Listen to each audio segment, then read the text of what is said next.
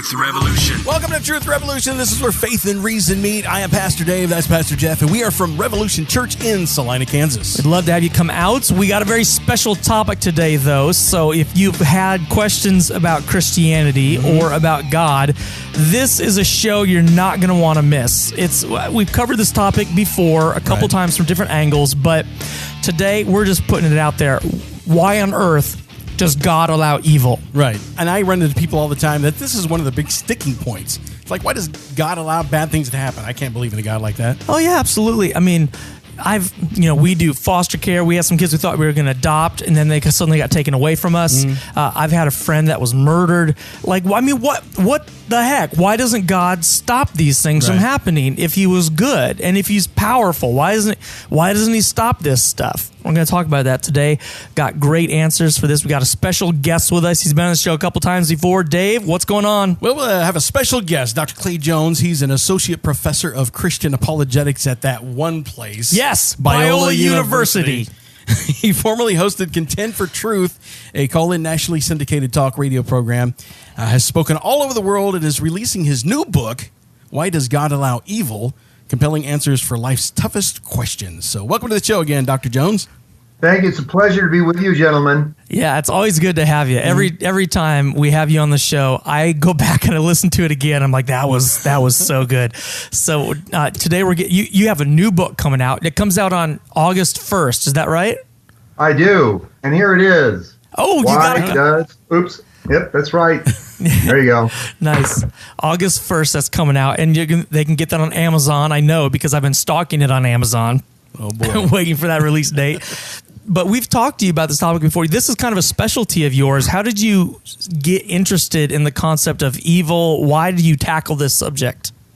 Well, it's funny. I say, in fact, I start the book this way. I think I came to the problem of evil exactly backward. I think that most people come to the problem of evil because if they're going to write books on it, they're theologians or whatever, and they're sitting there one day and they say, why does God allow evil? Or they hear about this or that evil and they just say, I need to write a book on it. What happened with me is in the early 80s, the Lord began to reveal to me the glory that awaits the Christian forever in heaven. And I was enthralled by that. And I do mean just taken with. In fact, I made it the major point of my teaching for years was the glory that what it means to be a Christian, how God has changed us, and then the glory that he's taking us into. Well, then after a while of studying that, after several years of making that the major emphasis of my teaching, I decided one day, I ought to figure out where did the Christian come from? I mean, before we were Christians, what we were like. And as I started studying our lost and sinful condition, which of course is why we need to be saved, when I started understanding the depths of human sinfulness, and then the glory that God was going to bring us into, this is going to sound maybe funny, maybe to many of your listeners, but the problem of evil just went away. And I realized some may think that's kind of outlandish or outrageous. It just did. And then one day somebody said, why don't you write a book? And I said, okay, I will. So like I say, I felt like I came to this subject differently because when I came to it, I thought, I understand the sinfulness that we were in and the glory that God's taking us to. And I stopped seeing the problem. So my book obviously does those things. And D. Martin Lloyd-Jones, the famous preacher of Westminster Chapel, by the way, passed away in 1981, said most of the Christians' problems are due to a double failure. They fail on the one hand to understand the depths of sin, and they fail on the other hand to understand the glory, the honor of what it means to be saved. And I think that's absolutely the truth. That's the biggest problem. That is the double failure for most Christians. Yeah. And it's like nowadays, even when people try to understand the glory that's to come, that will be revealed in us, that will occur, people break it down into understandable things like stories about people who died and went to heaven and came back, even though scripture says that doesn't happen. And so it's like we humanize, we lower the quality of heaven, and we lower the standard by which we should live. So sin doesn't seem that bad in heaven, or the new earth doesn't seem that great. Is that kind of what you're getting at? Yes. Most Christians I've found only pay lip service to the depth of human sinfulness. They really don't understand it. But I might be getting ahead of myself here. But I'll tell you something that was amazing in my study, and I document this thoroughly in my book. Every genocide researcher I know, to a person, I've studied many of them, and there's no exceptions. Every genocide researcher I know, to a person, agrees that it's the average member of a population that commits genocide. To a person. Not only that, every genocide victim I know, to a person, I mean, those who have actually suffered a genocide, like Alexander Solzhenitsyn, who spent 8 years in a Soviet gulag, or Elie Wiesel, who was an Auschwitz survivor, all of them, to a person, agree that genocide is carried on by the average member of a population. That, in other words, that those who do genocide are not sadists. They're not monsters. They're not twisted. They're not sickos. They're just average people. And this is, by the way, the conclusion that secular, non-Christian researchers on genocide come to. And it's sobering. People start to take that seriously. We need to get the word out on that. And that's one of the big things that I'm trying to do, is say, by the way, it's the normal person of a population that commits genocide. Well, that tells us something that's in line with Scripture then, doesn't it? Yeah. That humans aren't good. So Paul said there's no one who does good. And that fits in, lines up with genocide research, and even like I say, the beliefs of genocide victims. All right, so let's bring this to sin in the first place. We as Christians would hold that sin comes from original sin, Adam and Eve, and that we have to suffer because Adam sinned. Why is that the case, that we all experience suffering because of Adam's sin? Why doesn't God just kind of clear the deck every generation and say, okay, you guys start over, you're on your own? What's the deal with this? Well, that's, of course, a great question. And I think the first thing, there's several things to say about that. One of the first is the reason we suffer for Adam's sin is we're the sexual reproduction of Adam. Adam and Eve, people need to put these words together and think them through. And that is Adam and Eve sexually reproduced. We're the sexual reproductions of Adam and Eve. I feel sometimes like I'm giving a sex ed class when I talk about this. But we're the sexual reproductions of Adam and Eve. You got your soul from Adam and Eve. Where did you get your soul from? Well, you got it from Adam and Eve. Let me take that one step further. You got your consciousness from Adam and Eve. Where did you get your consciousness? You got your consciousness from Adam and Eve. And so, in short, we are all a bunch of little Adam and Eves running around. We got our souls and consciousnesses from them. Mm-hmm. And your question, Jeff, about why didn't God just start over? If he's going to start over with a completely blank slate, I don't think anybody is going to do any better than Adam and Eve did. Now, if you allow for all of the tremendous evil and suffering that people have now experienced, I think a start over works. But I'm going to tell you, and the Lord Jesus, or the Lord did a start over in Jesus. And as you know, the Bible calls Jesus the last Adam. So you had the first Adam and the last Adam. There was a start over. And Jesus kept the law perfectly. He didn't sin. And now all of us who have eyes to look around and see what's going on in the world, all of us are benefiting from the fact that we've now seen the horror of rebellion against God. And I really think that's one of the huge lessons that's going on here. We're learning the stupidity of sin. So inerrant in that sexual reproduction is our consciousness, our physical bodies, all these things. Does guilt pass as well? You know, I personally, and there are some that would disagree with me, I don't get into the transmission of guilt, but I do get into the transmission of a sinful nature. We are certainly inherited a sinful nature from Adam and Eve. We are sinners, and the thing that's interesting in that, and even some atheists like Michael Ruse, who said, he says there's something to be said for the doctrine of original sin, because how else can you explain all the terrible things people do to each other all over the world? And he talks specifically of Germany. He goes, it was a very educated country, and look what they did. That original sin, the idea that we've all inherited a sin nature from Adam, has great explanatory power, but people want to run away from that. I want to embrace it. Yeah, just because that's a concept that's not easy for us to handle or even easy to understand doesn't mean it's not true. When indeed, like you were pointing out, you look at all the evidence that we inherit a sinful nature, a selfish nature.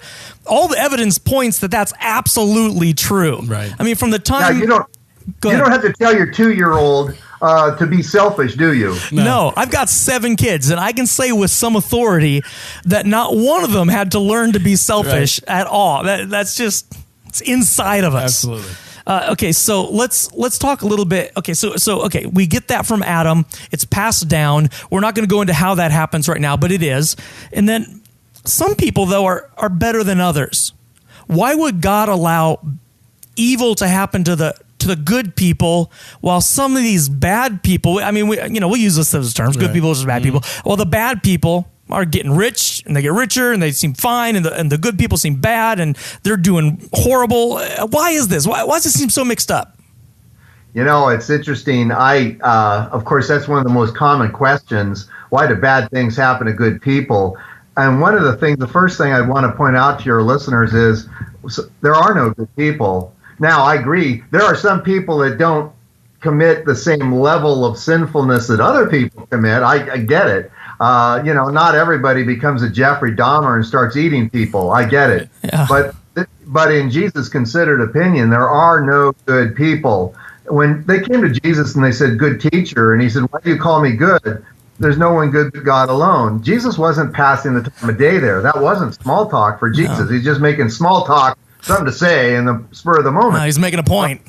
And to take it a step further, here's the thing, and you have a cutting edge radio program, so let me go out there a little bit and point out something that a lot of people don't want to think about.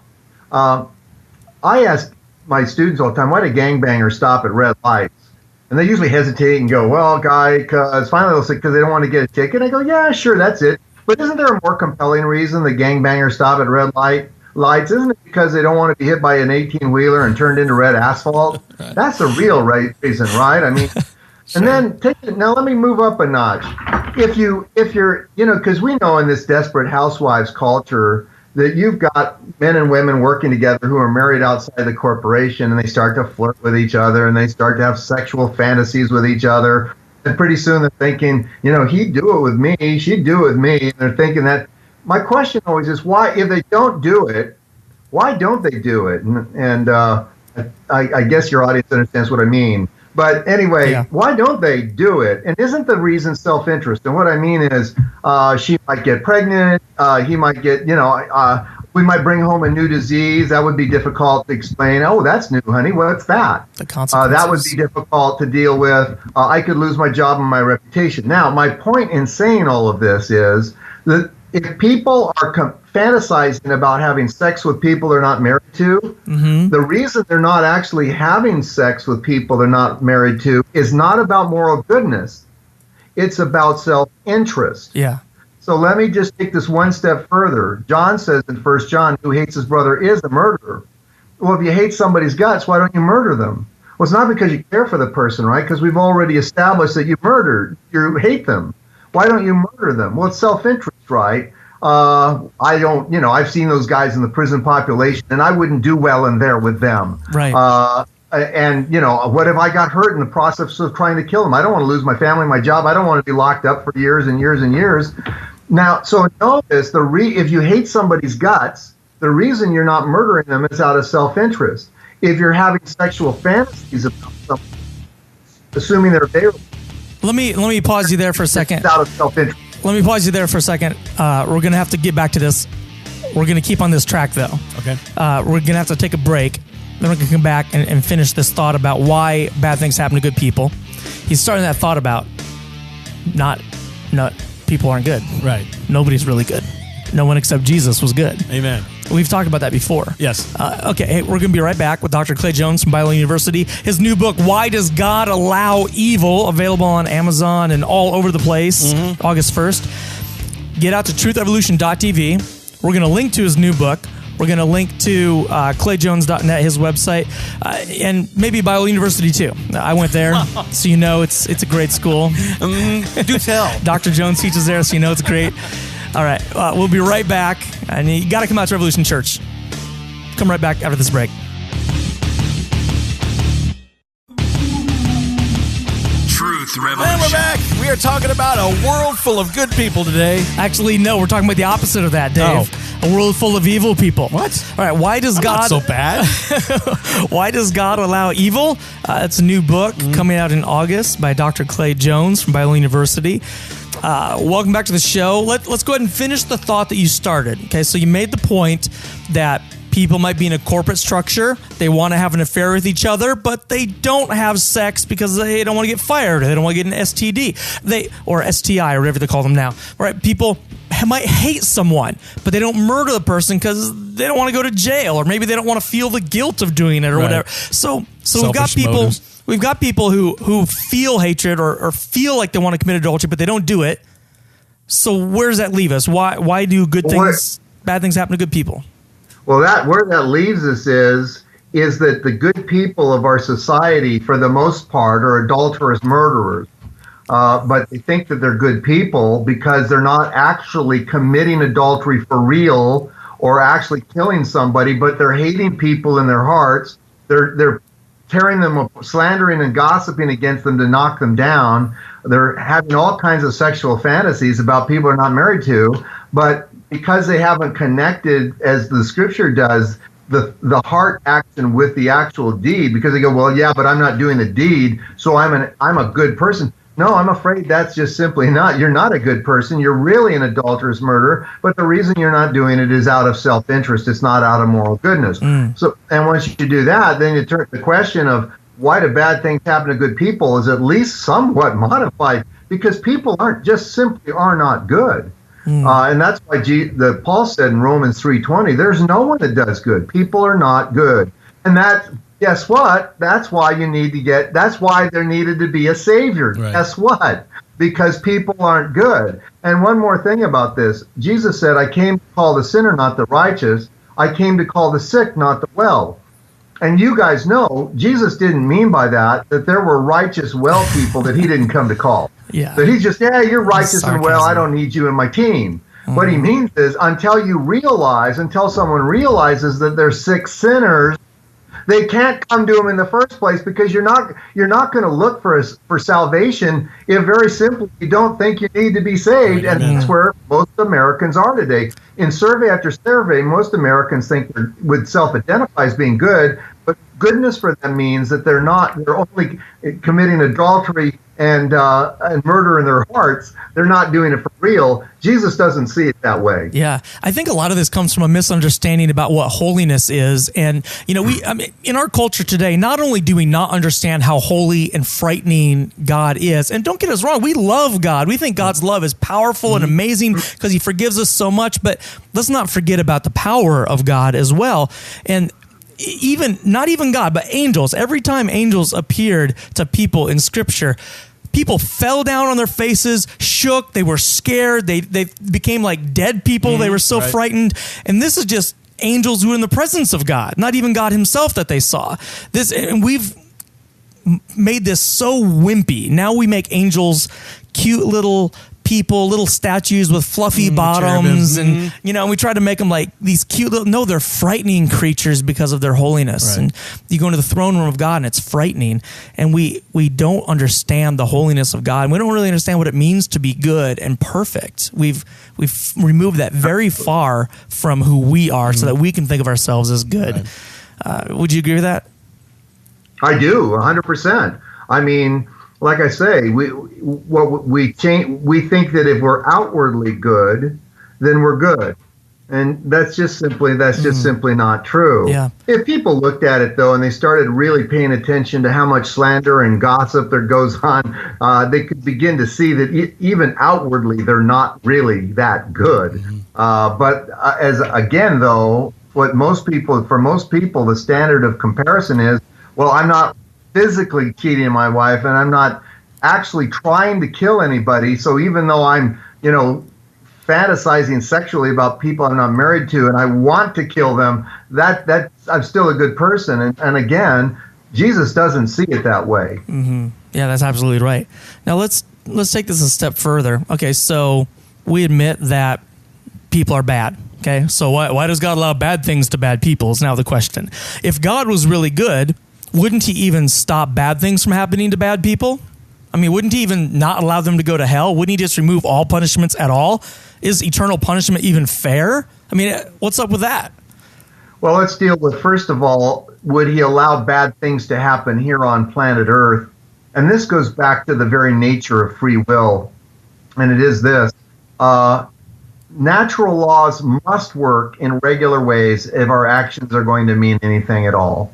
And now people don't like that, but it's about as logical as it gets. Because otherwise, you could be in a situation where Billy is cutting his steak next to Bobby with a knife, and then he jabs the knife into Bobby's side at the dinner table, and God turns it immediately into rubber, and the whole family laughs. That's not a real world. That's a Wile E. Coyote Roadrunner world. That's not a real world. God's not interested in making a cartoon world. And so if natural laws must work in regular ways, people ask me why God allowed Hurricane Katrina to wipe out New Orleans. And I sit there and I say, well, let's think about it for a minute. We built a city below sea level with walls that we knew for a fact could not withstand a hurricane beyond Category 3, when hurricane Categories 4 and 5 were already a regular part of our existence. It wasn't like when Katrina came along, we went, wow, we only thought they went to 3. It turns out they go to 5. Who knew? Right. And so we built the city below sea level with defenses that we knew for a fact were inadequate to stop forces that were a regular part of our experience. And Solomon says in Proverbs 19:3, when a man's folly brings his way to ruin, his heart rages against the Lord. Then we blame God. How could God allow this? Right. Bam. But that's so good. All right. That's a really good answer to that. I love the idea that if God were to stop every bad thing from happening, we'd live in a cartoon world. Right. It wouldn't even be a meaningful world that we live in. So we're going to get back on this track, but we got a Bible contradiction to make sure that we get to. Bible contradiction. All right, today's Bible contradiction is brought to you by the infidels.org website. Okay. We're looking at... So what is it? Do we get judged or whatever? You know, Hebrews 9:27 says, and justice is appointed for man to die once, and after that comes the judgment. Okay, so judgment, God's going to know what we did. He's going to judge us for it. Mm-hmm. But Jeremiah 31:34 says, for I will forgive their iniquity, and I will remember their sin no more. It's gone. God doesn't. Yeah, that's like two total polar opposites. So what's going on there? Well, I'm not infidels.org. I don't really think this is the best contradiction they've ever come up with. Right. I'm not sure that Hebrews 9 says that God is going to remember the sins of those people who are forgiven. But our cracked acronym, CRACKED, the D stands for? Dialect? The dialect. We have to understand the dialect, the type of words they're using here. When we read this verse in Jeremiah, and it says, I will remember their sin no more. Is God speaking literally here? Is he saying, I literally will wipe it from my memory. I will be incapable of recalling this? I don't think so. When you say to me, remember that sin you forgave me for, God's going to be like, no, what are you talking about, man? I don't know. No, God's not. I mean, this is just a type of wording, just a type of phrasing to show that God is really, really going to forgive you. Mm-hmm. Like he wipes it away completely. Look, I've adopted kids. What's interesting is you get a new birth certificate when you adopt a kid. I don't know if anyone knew that or not. But so I get a brand new birth certificate. So I just adopted some kids a few months ago. And we got in the mail the birth certificates that has my name on there, my wife's name on there, the doctor that delivered them, as though we were there. And they changed the city to whatever city we lived in at the time. Right. Now, does this, legally and practically, from every perspective legally, their birth parent is remembered no more? Right. Does that mean that person doesn't exist? No. Does that mean the state has no record of them existing? No, not at all. It just means from a legal perspective, they're remembered no more. And I think this is what God's getting at. Oh. So, Dr. Jones, anything you want to add to that? I think that's an amazing analogy. I didn't know that about adopting children. That's amazing. So no, I don't have anything in particular to add about that. But I surely do agree with you, though, when the Lord doesn't mean when he forgives you that if you say, oh, Father, I'm sorry, I did it again. Did what again? No, that's not what he's talking about. Yeah, exactly. All right, that's our Bible contradiction for today. Bible contradiction. All right. We're running out of contradictions, man. We're running out of contradictions. Yeah. Well, we've answered hundreds of them. All right.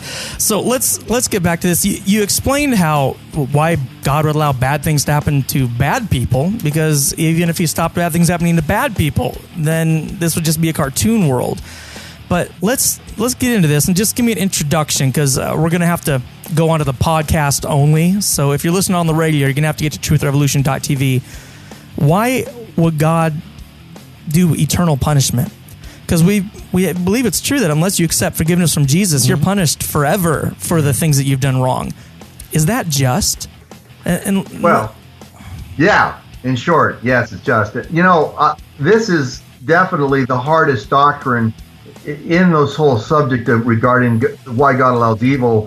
Hell is a difficult one, but for me, I'll tell you a few things about this. First, you're not supposed to feel good about hell any more than you're supposed to feel good about creaturely rebellion.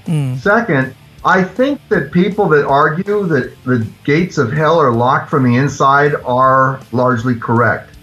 Let me give you an analogy that might help explain this. One of our foster girls at 12 years old ran away. Now, she had her own room. It was beautifully appointed, nice furniture. We were giving her, she had all kinds of nice clothes. We had a jacuzzi in the backyard, a pool table in the garage. She was playing Nintendo and so on. At 12 years old, she ran away. We were like, what's going on? Well, a year later, she to live on the street. I mean, she ran away to live on the street. A year later, she called up and my wife said to her, why did you run away? And she says, because you wouldn't let me have a boyfriend. You were 12. And Right. See, the thing is, she would rather live in squalor than have to live under our rules. And I submit to you that that's the same thing with hell. That is exactly the same thing. Right. We're going to talk on the other side of this break, though. You got to get to truthrevolution.tv. We're going to explain how to avoid hell. And honestly, it requires submitting to God, but we'll be right back. truthrevolution.tv. Truth Revolution. And now we're on the podcast. So if you're here, you're one of the people that actually follows instruction and listened to Jeff when he said, you got to get over the podcast. Very good. Congratulations. We'll give you a gold star. For following directions. All right. So let's finish this story. Your 12-year-old foster girl ran away because she didn't want to submit to your rules, because you wouldn't let her have a boyfriend at 12 years old. Wow. Good rule, by the way. Right. And she didn't want to submit to the rules. She'd rather live in squalor than submit to the rules. I think that is a perfect analogy to hell and why people go there. Yeah, I do too. I mean, I feel like in some ways that the Lord gave us that relationship with her to just help me understand hell, frankly, a little better. Because this girl, I'm not kidding you, she just simply wanted, we tried to say yes to her as much as we possibly could, because these girls had come out of very difficult situations, their neglect and abuse and so on. Yes. And so we tried to say yes to them as often as we possibly could. Uh-huh. But, you have to have some rules. She's only 12 years old, for crying out loud. But Right. for her to be told that she couldn't have a boyfriend and not to be able to be in charge of her life in that way, it's like, I'll live on the street. We know she was living in cheap hotels, and we know she was sleeping around with lots of guys because we were talking with relatives and others who knew her. And for most of us, that would be, I don't like this expression on the whole, but for most of us, that would be hell on earth. We would just be living in cheap, run-down, dumpy hotels and not knowing where your next meal is going to come from. But for her, it meant freedom. That she was free to exercise her own ability and use her body any way she wanted. Yes. And I do think that that's what we're going to find in hell, that the wicked in hell are not going to be repentant. Instead, they're going to be saying, like William Ernest Henley, who wrote the poem Invictus, he says, it matters not how straight the gate nor charged with punishments the scroll. I'm the master of my fate, and I'm the captain of my soul. And I think that's the attitude of those that we're going to see in hell, of people just going, you know what? I don't want to submit to you. Mark Twain said,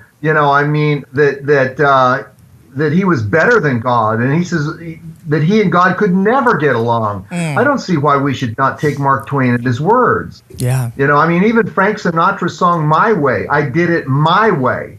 Where he says, that man needs to speak what he really feels and not the words of one who kneels. I mean, in other words, this self-determination, I don't think people really understand it for how significant it is. Oh, absolutely. A.W. Tozer wrote that he thinks when we get to the other side, we'll understand, because love is so much about who God is, that we'll be able to understand how hell is loving in some ways. And not that I'm smarter than A.W. Tozer here, but I think one expression of that is people choose hell, and God would not force them into his presence for all eternity apart from them choosing it. Like he's not going to do that. I agree with you. I think that's exactly correct. People don't want God. Now, does that mean they want to go to hell? No. They'd much rather be, listen to this, they'd much rather be in God's kingdom if they could do what they wanted to do.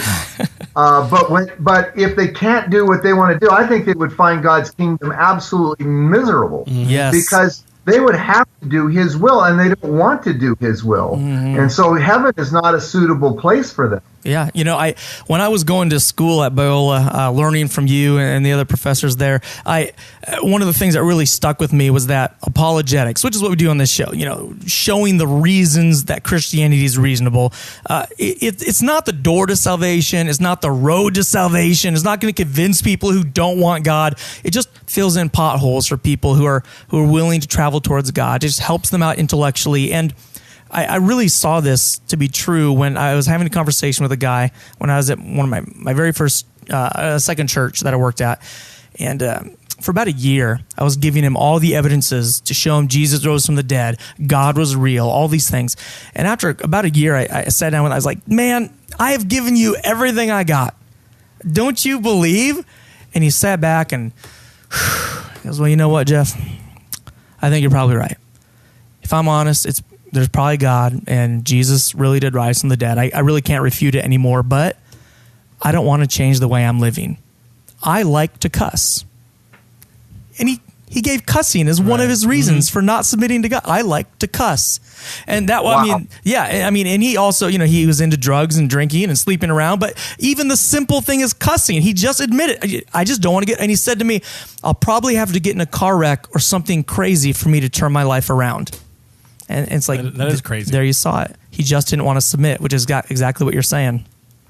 Well, as John Paul Sartre put it, he says, the last thing I want to do is be under the unremitting gaze of a holy God. I just think, that a lot of these people, when you read their quotes, I quote all these people in my book, they don't want to be around God. And so then it's like, well, why aren't you making the place that, if I'm not going to be around you, why aren't you giving me a wonderful place to live anyway? No, wrong. What's the lesson then to free beings? You can rebel against God. You can torture and murder. You can you can cheat on your wife, and that's okay. God's going to give you a good place to live. That's not the lesson that you want all free beings to know. That's right.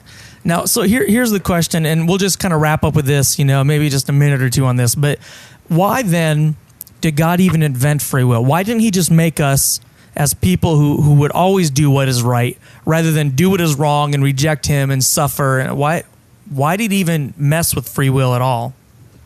That's one of the things that I go through in my book in some detail, is things like arguments like that. One of the things at the face of it, let me just restate the question. Sometimes people say, why doesn't God just make us freely choose to do right? Why doesn't he make us freely choose to do right? Well, that is a contradiction in terms. You can't make someone freely choose to do right. Why does God take away our free will? I don't even know what kind of a being that is. What is a being that doesn't have any free will at all? What is, I've got an article out there, and I quote a lot of it in my book, but an article entitled Sci-Fi Free Will and the Problem of Evil. Because a lot of sci-fi movies, Terminator, Matrix movies, Eagle Eye, Invasion of the Body Snatchers, and I could go on and on and on. They're about free will and about people losing their free will. And about in those computer movies, about creating a computer that gets free will and then just decides to destroy its creator. We can't even imagine what it would be like to be around beings that don't have free will. Right. It's not. Do you even have a being? Do you really have a creature in the first place? They're just kind of like a biological machine. some sort of a biological machine. I mean, do you really want your spouse to be just going, "I love you, baby, you're the best," when you know they have no choice to say that? No, you don't. That's not meaningful if they say it that way. It's like a chatty Cathy doll. You pull the string and it says, "I love you." You know, that's nothing. Nobody wants to be around beings like that. So right off the bat, that just doesn't even make sense. Yeah, and it eliminates the possibility for love.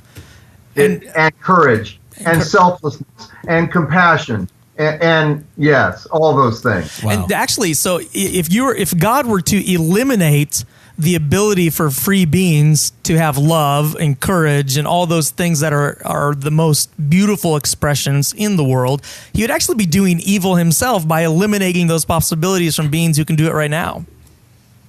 Well, the bottom line for me is it just simply, none of us can even imagine being surrounded by if they're, like I said, I don't even know what sense it means to call them beings, but some sort of clocks or machines, some sort of robots that have been so highly programmed that they make you think they're human. Do we really want that? That doesn't make any sense to me at all. Yeah. Wow. Hey, thanks for being on the show today. Again, listeners, check out his book, Why Does God Allow Evil? Compelling Answers for Life's Toughest Questions. We just scratched the surface today. He goes in a lot deeper in the book, I know it. But this is great stuff. Thanks again for being on the show today. Always love having you as a guest. A pleasure. Thank you, gentlemen. Good to be with you. All right. Have a great day.